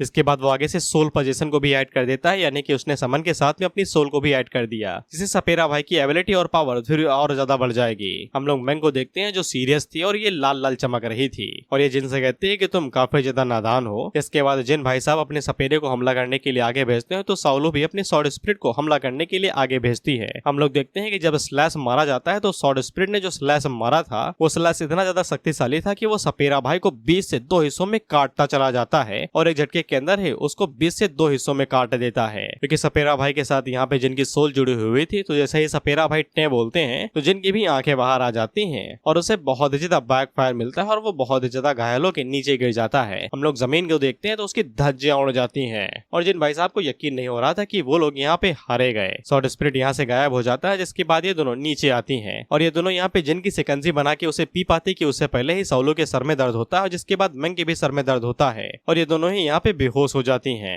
मेंग जिन से पूछती है कि तुमने ये कैसे किया, तो हमें पता चलता है कि इन लोगों ने जैसे ही जिन के ऊपर भरोसा कर लिया था, ये लोग तो ऐसे ही जाल में फंस गए थे और जब यहाँ पे मेंग ने उस कप को लिया था अपने हाथों से तो ये डबल गारंटी की तरह हो गया था। जैसे ही इन लोगों ने यहाँ पे जिन को उन्हें टच करने की परमिशन दी तो फिर उसने अपना कार्यक्रम शुरू कर दिया और ये जब भी अपने कमरे में सोने के लिए जाते थे तो जिन इनके कमरे के अंदर जो सुगंधित चीजें होती हैं जिसको हम लोग रूम फ्रेगनेंस के नाम से जानते हैं, उसका इस्तेमाल करके ये इन लोगों को पॉइजन दिया करता था। हालांकि ये वाला पॉइजन असर दिखाने में ज्यादा टाइम लेता है, जिन लोगों को बहुत ही बड़ा सबक देता है कि ये दुनिया उससे कई ज्यादा घिनौनी और पाखंडी है जितना वो लोग सोचते हैं। कदम कदम पे खतरा है और किसी के ऊपर भी भरोसा नहीं किया जा सकता है। वो दोनों अभी भी बहुत ज्यादा छोटी है इस दुनिया के लिए। और आगे से कहता है कि ये बंदा सच में डरावना है। युवे आगे से कहती है इसके मुकाबले में मैं तो अभी भी दूध पीती बच्ची हूँ, मैंने तो सिर्फ तुम्हें टट्टी चटाई थी, ये तो पता नहीं लोगों के साथ क्या क्या करेगा। हम लोग मेंग को देखते हैं और उसे अपनी गलती का अंदाजा हो जाता है कि वो काफी ज्यादा यहाँ पे परी बन रही थी, किसी ने उसके पंख ही कतर दिए और इसे अब जाके यकीन हो जाता है कि यान ने क्यों कहा था कि सवारी अपने सामान की खुद जिम्मेदार है।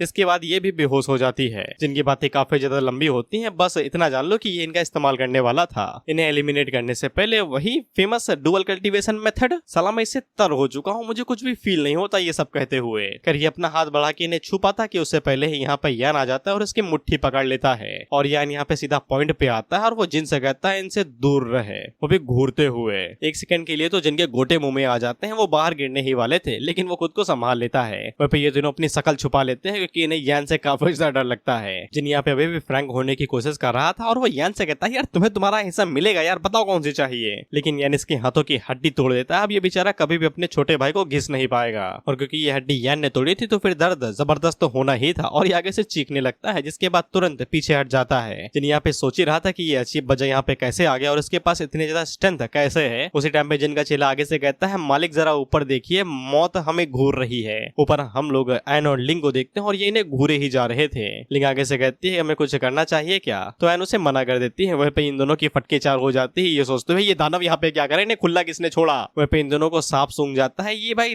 बस मरने वाले हैं, इन्हें ऐसा लगता है। इसके बाद ये दोनों भी यहाँ पे नीचे आ जाती हैं और यान से पूछती हैं कि हमें थोड़े बहुत हाथ घिसने का मौका मिलेगा क्या, हमने अभी तक हाथ साफ नहीं किया जब से इस दुनिया के अंदर आए हैं। यान इनसे कहता है पीछे हट जाओ, नहीं मैं तुम्हारे ऊपर हाथ साफ कर दूंगा। इसके बाद यान अपने पास से एक पाउच बाहर निकालता है और वो जिन को देते हुए कहता है तुम जीत गए, ये रहा वो पोजीशन जो तुम्हें चाहिए और यहाँ से दफा हो जाओ। लेकिन यान जाने से पहले जिन को घूरते हुए कहता है एक और चीज, मैं नहीं चाहता कि तुम मेरे स्टूडेंट की जिंदगी में दोबारा कभी दिखाई भी दो, ये बात ध्यान रखना। अगर तुम उनकी जिंदगी में दिखाई दिए तो कभी भी जिंदगी जी नहीं पाओगे, क्योंकि मैं तुमसे तुम्हारे आंखें और पैर छीन लूंगा। और यान के घूरने से ही इन लोगों को इतना ज्यादा दर्द होता है कि ये बेचारे खून के उल्टी करने लगते हैं। ये दोनों आगे से कहते हैं इन्हें समझ में आ गया है, ये इमॉर्टल वर्ल्ड ऑफ वू छोड़ देंगे अभी के अभी। वे पिलिंग और एन यहाँ पे यान से पूछते हैं कि उसने उन लोगों को जाने क्यों दिया। इस पर यान आगे से बताता है कि उनसे कुछ भी नहीं किया जा सकता है क्योंकि ये इमॉर्टल लॉ है हर एक जगह का। अगर तुम्हारे पास जीने की ताकत नहीं है तो फिर तुम जी नहीं सकते हो इस क्रूर दुनिया के अंदर। ये उन लोगों के लिए भी रेसन रहेगा और इन लोगों के लिए भी, यानी कि यान और सौलू और मेंग के लिए भी। वे पे इन दोनों को देखते हैं, ये अपनी शकल नीचे छुपा लेते हैं। ये कहते हैं कि कोई हमें नहीं देख सकता, कोई हमें नहीं देख सकता। इनकी भाई यान से फटी पड़ी और खासकर उन दोनों दानवों से जो भाई कुछ भी पेल लेते हैं, लिंग और यान। इसके बाद अगला सीन कुछ दिनों के बाद का होता है। हम लोग सौलू को देखते हैं और ये उस हादसे से रिकवर हो गई थी। सी स्मार्ट गाय, उसे पता है कि गलतियां होती रहती हैं, बस गलतियां दोहराई न जाएं। लेकिन हम लोग मेंग को देखते हैं, वो कुछ ज्यादा ही सीरियस ले ली थी इस पूरे इंसिडेंट को। वो खुद को ही कोस रहे थे कि वो इस पूरे इंसिडेंट की जिम्मेदार है क्योंकि वो यहाँ पे क्लास लीडर की तरह आई है, तो उसको यहाँ पे बहुत ज्यादा सावधान रहना चाहिए था। बस वो केयरलेस हो गई, उसके चक्कर में पूरी क्लास भी मारी जा सकती थी। इसलिए उसने कुछ दिनों से खाना पीना सब कुछ त्याग दिया था। सभी लोग आगे से पूछ रहे थे कि उस रात हुआ क्या था, हमें साला कुछ भी याद नहीं है, बस सिक्योरिटी गार्ड आए थे इन लोगों को यहाँ पे छोड़ने के लिए। हम इन दिनों को देखते हैं जिन्हें पता था कि यहाँ पे क्या हुआ था, लेकिन ये डर के मारे बस बिस्तर के नीचे छुपे हुए थे कि कोई इनसे कुछ पूछ ना ले। इसके बाद हम लोग चंगो और यहाँ पे सेन को देखते हैं और उनकी बातों से हमें पता चलता है कि यहाँ पे भी हमले हुए थे, लेकिन सेन ने इन लोगों को बचा लिया था। सेन के ऊपर भी हमला हुआ था लेकिन वो बस मरने का नाटक कर रही थी, इसीलिए वो जिंदा बच गई। और यान ने जो पाउच यहाँ पे जिनको दिया था वो सेन से ही चुराया हुआ था, यानी कि यान ने इनके ऊपर हमला किया था। फक, यान कुछ ज्यादा ही प्रोटेक्टिव है। अब इसके बाद यान इन लोगों से विदाई लेता है क्योंकि अब यहाँ पे कुछ करने के लिए बचा नहीं था, इन लोगों ने अपना सबक सीख लिया था। सेन यहाँ पे मैंग को बुलाना चाहते थे क्योंकि यान इन लोगों के लिए काफी ज्यादा बड़ी मदद साबित हुआ था, लेकिन वो मना कर देता है, ये कहते हुए कि बार बार मिलने की जरूरत नहीं है। अब इधर हम लोग मैंग को देखते हैं और इसे समझ में आ जाता है कि दुनिया के अंदर जानवर, बड़े जानवर, डीमंस खतरनाक होते हैं, लेकिन इनसे भी बहुत ज्यादा खतरनाक चीजें होती हैं जो कि होती है इंसानी जाति। ये किसी की भी सगी नहीं है। इंसानी जात सिर्फ अपनी इच्छाओं पे चलती है, फिर वो चाहे इच्छा किसी के खून से भी क्यों ना रंगी हो। यानी लोगों से कहता है कि मैंने तुम्हारी सिर्फ एक बार मदद की, इसके बाद मैं कोई मदद नहीं करने वाला। उम्मीद करता हूँ कि तुम इस हादसे से सीखोगे और ज्यादा बड़े होगे और बेहतर बनने की कोशिश करोगे। जिसके बाद ये लोग यहाँ से निकल जाते हैं किसी और काम से। और मुझे लगता है कि यान ने काफी अच्छा सबक दिया है कि बिना नियम और कानून के दुनिया कितनी ज्यादा भयानक हो सकती है। इसके बाद अगला सीन एक दिन के बाद का होता है। हम लोग साउलू को देखते हैं, वो सेन के साथ यहाँ पे मैंग को बुलाने के लिए आई थी, लेकिन मैंग इस बार बाहर निकल आती है और सेन यहाँ पे मैंग को बताती है कि वो लोग उसके लिए काफी ज्यादा परेशान थे, लेकिन मैंग उसे कहते हैं कोई बात नहीं है, सब कुछ ठीक हो गया है। सेन को समझ में नहीं आ रहा था कि मैंग के अंदर अचानक से ये बदलाव कैसे आया, तो साउलू उसे बताती है कि वो पहले से और ज्यादा मैच्योर हो गई है, लेकिन सेन को अभी भी कुछ समझ में नहीं आता। ये उनसे उम्र में काफी ज्यादा छोटी है, 2-3 साल। अब इसके बाद हम लोग ऑर्क और ड्वार्फ को देखते हैं। अब इनकी फटी बड़ी थी। ये आगे से कहते हैं कि साले इस दुनिया के लोग काफी ज्यादा डरावने हैं यार, ये तो साला चाल चलने में शकुनी मामा से भी 2-3 कदम आगे हैं। ड्वार्फ आगे से कहता है कि मैंने इतना लंबा जिया है, लेकिन इसके बावजूद इतनी ज्यादा घिनौनी और डरावनी चीज मैंने आज तक नहीं देखी।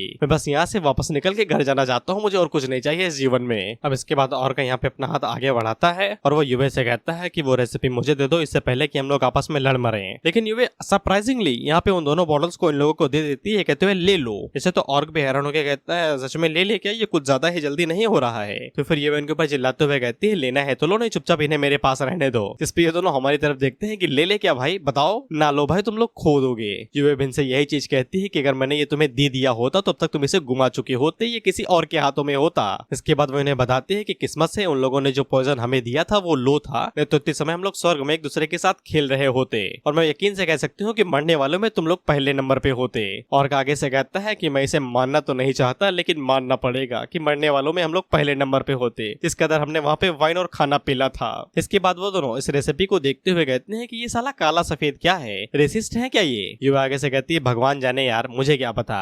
युवा इन लोगों से बॉटल्स वापस ले लेती है और इनसे कहती है कि मैं नहीं रखती हूँ, तुम लोग ये सोचो कि हम लोग इस जगह से जिंदा बाहर कैसे निकलेंगे। इतना कहने के बाद वो चुपचाप बाहर चली आती है। इन दोनों को भी ऐसा लगता है कि ये रेसिपी यहाँ पे युवे के साथ ज्यादा सेफ रहेगी। इसके बाद युवे अपने कमरे में वापस आ जाती है। टैंग यहाँ पे युवे से पूछती है कि उनके साथ बातचीत कैसे गई, तो युवे आगे से बताती है बातचीत उनकी फटी पड़ी है। उन्हें ऐसा लगता है कि आज वो सोएंगे, कल सीधा स्वर्ग में उठेंगे। और वैसे भी इस दुनिया के लोग कुछ ज्यादा डरावने हैं, साले बात बात पे खूना खच्चर पे उतर आते हैं। हमें यहाँ से बाहर निकलने का कोई ना कोई तरीका ढूंढना पड़ेगा। इसके बाद वो टैंग से पूछती है कि तुमने बाहर जाने का कोई रास्ता पता लगाया, तो टैंग आगे से जीपीएस मैप्स और एप्स के बारे में बताते हुए कहती है कि सारे इंस्टॉल कर लिए, यहाँ तक कि एप्पल वाला भी कर लिया, लेकिन वो भी यहाँ पे काम ना कर रहा, कोई सिग्नल नहीं आ रहा है यहाँ पे। पता नहीं कौन से अली बाबा की गुफा में आ गए हैं। चल जा सिमसिम इन ऐप से बोला तब भी ये नहीं चल रहे। अब मैं यहाँ पे एक चीज पूछना चाहूंगा, मैं जब भी कोई सीरियस या फिर जोक वाली बात करता हूँ तो अपनी वाइफ को सॉरी अपनी वॉइस को तेज कर देता हूँ, जिससे ऐसा लगे कि सिचुएशन फनी बन जाए, ऐसा मुझे लगता है, ताकि जोक और ज्यादा बेहतर लगे, ऐसा मुझे लगता है। क्या ये करना ठीक है या फिर मैं स्लो में ही जोक मारा करूँ?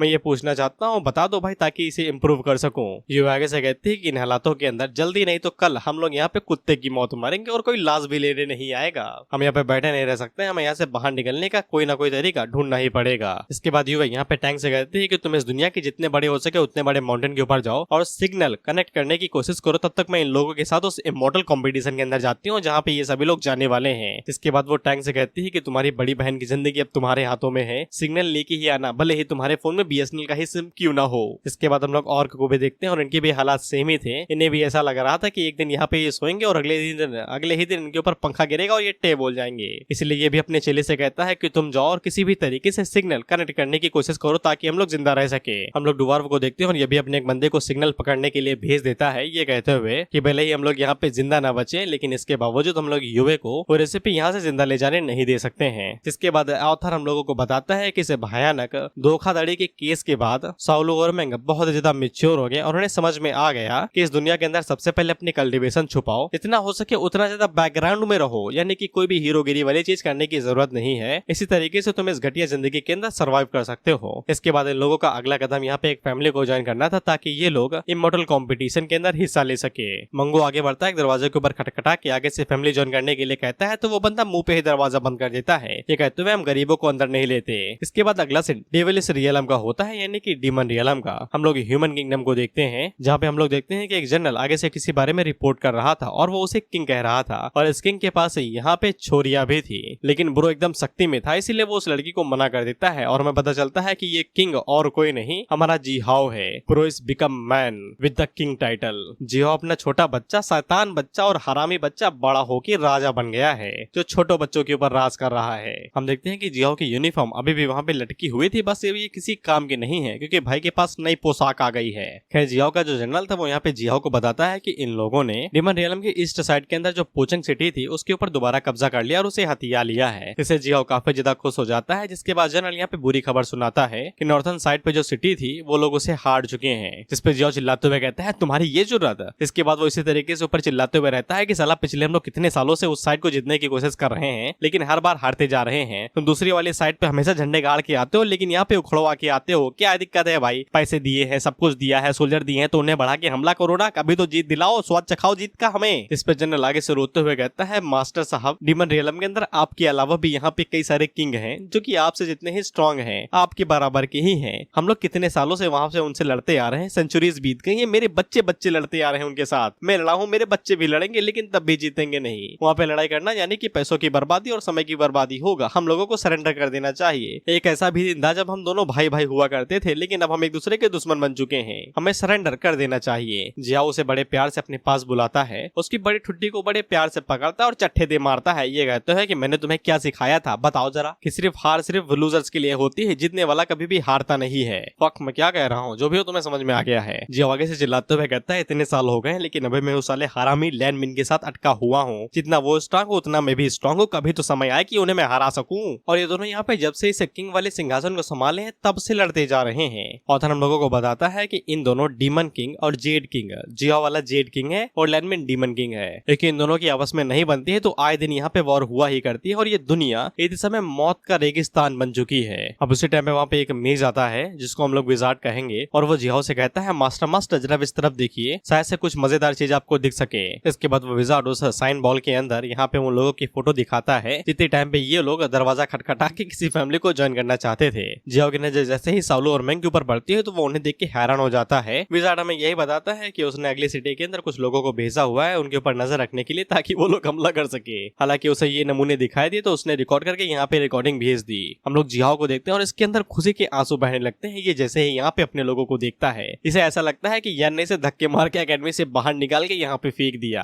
और वो यहाँ पे पता नहीं कितने सालों से अटका हुआ है। लेकिन तभी जियाओ को समझ में आता है इन लोग कुछ ज्यादा ही जाने पहचाने जैसे लग रहे हैं, कोई बदलाव क्यों नहीं आया इनमें, ना इनकी चौड़ी छाती हुई और ना ही ये बड़े हुए हैं। लेकिन वो भी इस बात को इग्नोर कर देता है। इसके बाद जियाओ अपने सोल्जर से कहता है कि कुछ समझदार लोगों को वहाँ पे भेजो और उनसे ये कह देना कि वो मेरे शब्द आगे के लोगों को पहुंचा दे कि मेरे भाइयों को कोई भी इस दुनिया के अंदर बुली नहीं कर सकता है। अगर कोई भी मेजर क्लैन उन्हें बुली करने की कोशिश करता है तो फिर मैं उनके क्लैन को डिस्ट्रॉय कर दूंगा। ये सोल्जर्स अपना कहना मानते हैं और तुरंत यहाँ से निकल जाते हैं मैसेज डिलीवर करने के लिए। इसके बाद हम लोग यान को देखते हैं और वो उसी लड़की के घर पे आया था जिसको उसने बचाया था और इसका नाम शायद जियांग है ना। हाँ होगा ही यार, क्या फर्क पड़ता है। जियांग यहाँ पे यान को चाय सर्व करती है और यान उससे पूछता है तुम्हारा फैमिली हेड कहाँ पे है। जियांग उसको बताती है कि उसके फादर इतने समय इमॉर्टल सेक्ट एग्जामिनेशन के अंदर बिजी हुए हैं ताकि उनकी फैमिली को भी मौका मिल सके इमॉर्टल क्लैन के अंदर जाने का, जिससे उनकी फैमिली भी यहाँ पे स्काई रॉकेट हो जाएगी। यान यहाँ पे जियांग से पूछता है कि यहाँ पे इमॉर्टल क्लैंस की रैंकिंग कैसे होती है, तो फिर जियांग यहाँ पे इमॉर्टल क्लैन की रैंकिंग बताती है। सबसे पहला है टियान लैन क्लैन, दूसरा है युआन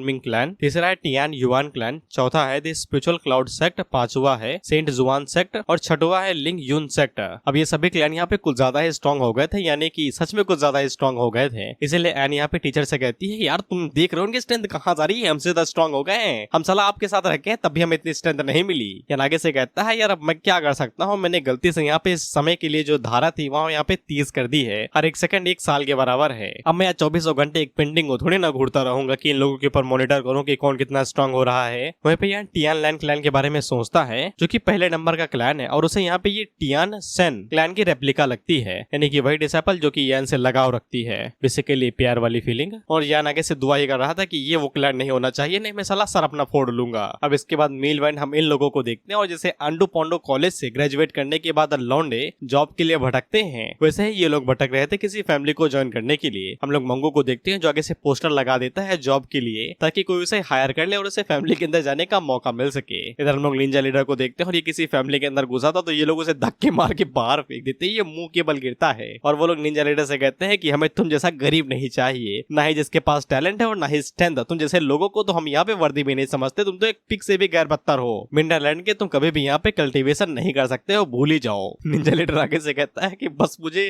फैमिली के अंदर ले लो यार, कंपटीशन के अंदर जाना है। हम लोग सोलो को देखते हैं, और ये भी यहाँ पे फैमिली के अंदर जानने की कोशिश कर रही थी, या तो वो जगह पहले ही फुल होती है या फिर वो लोग बच्चों को ही नहीं ले रहे थे। अब इसी बीच हम लोग स्क्वाड लीडर को देखते हैं, और इसकी मुलाकात हो जाती है लेजेंडरी कैरेक्टर से। ये था भाई लुटेरा, वो भी प्रोफेशनल लुटेरा। ये स्क्वाड लीडर से कहता है कि यार तुम एक यंग मैन हो, और तुम मेरी बात सुनो, सिर्फ गधे ही यहाँ पे क्वालिफिकेशन अर्न करते हैं किसी फैमिली इमॉर्टल के एग्जामिनेशन के लिए। अगर तुम काम करना ही नहीं चाहते तो फिर हमारे साथ चलो, एक लुटेरा बन जाओ। इसमें काम नहीं ढीले भर का, पैसा है रात भर का। स्क्वाड लीडर उससे कहता है मुझे लगता है तुम मुझे बेवकूफ बना रहे हो। और हम लोगों को बताता है कि जब इस दुनिया के अंदर हर कोई कुत्ते की मौत मर रहा होता है, तो कुछ लोग होते हैं जो मस्त ऐस काट रहे होते हैं, जिसके बाद उन ऐस काटने वालों में से एक की मुलाकात होती है हमसे। हम लोग सेन को देखते हैं जो कि एक सेलर को, यानी कि ब्रेड बेचने वाले को, एक लॉन्गेविटी पिल देती है। 5 रुपए की चीज 5 करोड़ में खरीद ली। वो बंदा तो लॉन्गेविटी पिल को देख के हैरान हो जाता है, ये कहते हुए ये तो जादू है, जादू साला एलेक्सियर है, ये जिंदगी मेरी लंबी कर देगा। ये सेन को कोई फर्क नहीं पड़ रहा, ये टोकरी में 10-20 नहीं पूरी करोड़ों गोलियां लेके घूम रही है जिंदगी बढ़ाने वाली। और वो सेलर से कहती है कि तुम्हें इस एलेक्सियर के बारे में पता है। तो सेलर आगे से बताता है कि ये बहुत ज्यादा नॉर्मल है कि यहाँ पे सेलर्स को भी एलेक्सियर के बारे में पता हो। इसके बाद वो सेन से पूछता है कि तुम्हारे पास ये एलेक्सियर कैसे आया। तो सेन आगे से बताती है कि मैंने अपने हाथों से बनाया है 2-3 घंटे बैठ के। अब इसे सेलर और भी ज्यादा हैरान हो जाता है, और वो चिल्लाते हुए सेन से पूछता है कि तुम एल्केमिस्ट हो क्या, तुम्हारा कौन सा लेवर है, तुम इतनी ज्यादा कम उम्र में यहाँ पे एल्केमिस्ट कैसे बन सकती हो। यहाँ पे फर्स्ट ग्रेड का एल्केमिस्ट कम से कम 50 साल का बुढ़ा होता है। सेन आगे से बताती है कि उसे इतना नहीं पता है कि वो कौन से लेवल पे है, लेकिन वो एक फर्स्ट लेवल की पोशन यानी कि लॉन्गेविटी पिल को आधे घंटे में बना सकती है। ये वाली बात सेलर के दिल और दिमाग के अंदर छुरा भोग के चली जाती है, और वो आगे से कहता है कि ये इम्पॉसिबल है, और उसे यकीन हो जाता है कि सेन यहाँ पे फर्स्ट ग्रेड के एल्केमिस्ट नहीं है। जिस क्वालिटी के साथ यहाँ पे लॉन्गेविटी पिल बनाई गई है वो पक्का 4th या फिर उससे भी ऊपर के लेवल की है। इसके बाद सेलर के दिमाग में आता है बहुत ही ज्यादा घिनौना आइडिया। वो सेन के पास जाके उससे कहता है छोटी बच्ची मुझे ये बताओ कि तुम्हारे पास कोई फेटिश है क्या, कि लोग तुम्हारे पैर चाटे या फिर वो तुम्हारे लिए कुत्ते की तरह कोई काम वाम करें। समझ में आया सन का क्या रिएक्शन था, जिसके अगले ही पल हम लोग सन को टोकरी के अंदर देखते हैं जहाँ पे लड़कियां उसके लिए हवा कर रहे थे और उसे फल खिला रही थी अपने हाथों से।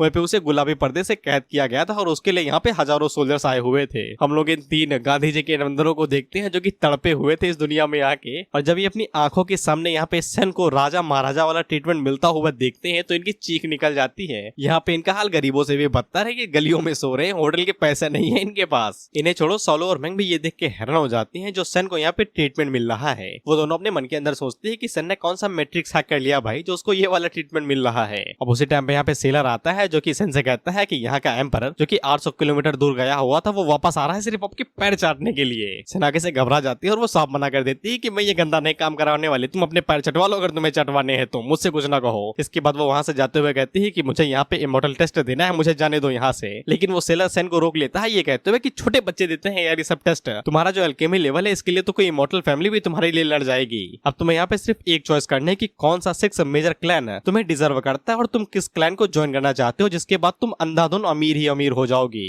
सन आगे से हैरान होकर कहती है क्या क्या क्या मुझे डायरेक्ट टिकट मिलेगी क्या इमॉर्टल फैमिली के अंदर जाने के लिए। ऑथर हम लोगों को बताता है यहाँ पे कुछ हैं जो कि जमीन तक चाटने को रेडी हैं किसी भी नॉर्मल फैमिली के अंदर जाने के लिए, लेकिन यहाँ पे कुछ ऐसे भी हैं खासकर सन जैसे लोग जो कि डायरेक्टली इमॉर्टल फैमिली के अंदर चले गए और उन्हें वहाँ पे महाराजा वाला ट्रीटमेंट मिल रहा है और वो लोग डायरेक्ट ग्रेजुएट हो जाते हैं इसी जगहों से। इसके बाद अगला सीन एक शादी समारोह का होता है जहाँ पे एक अंकल अपनी बेटी को बता रहे थे कि ये वुहाओ फैमिली की पहली शादी है और उनकी बेटी यहाँ पे 18 साल की हो चुकी है, तो फिर वो यहाँ पे उसके लिए एक मैच रखने वाले हैं। जो कोई भी इस कंपटीशन को जीतेगा वो उनकी बेटी के साथ शादी कर सकता है और उसे प्रॉपर्टी में से आधा हिस्सा मिलेगा और साथ ही में वो उनकी वो हाउ फैमिली के अंदर भी आ जाएगा। ये बहुत बड़ा ट्रेडिशन है यार, इसे कुछ कहते हैं। रामायण और महाभारत में भी तो कंपटीशन हुआ था माँ सीता और द्रौपदी के लिए। हम लोग कॉमिक पे आते हैं, जब ये सब कुछ बातें हो ही रहे थे उसी टाइम पे साउल मेंग की तरफ देखती है तो मेंग ने यहाँ पे लड़कों की तरह कपड़े पहन रखे थे और वो हैरान होकर पूछती है कि आप ये क्या करने का इरादा रख रहे हैं, लेस्बियन तो नहीं है ना आप। इस पे मेंग आगे से कहती है नहीं नहीं। मेंग आगे से बताती है कि यहाँ पे जब कुछ एक्स्ट्रा ऑर्डिनरी समय आता है तो फिर हम लोगों को एक्स्ट्रा ऑर्डिनरी तरीकों का इस्तेमाल करना पड़ता है कुछ हासिल करने के लिए, इसीलिए मेंग यहाँ पे ये पोशाक पहन के आई है।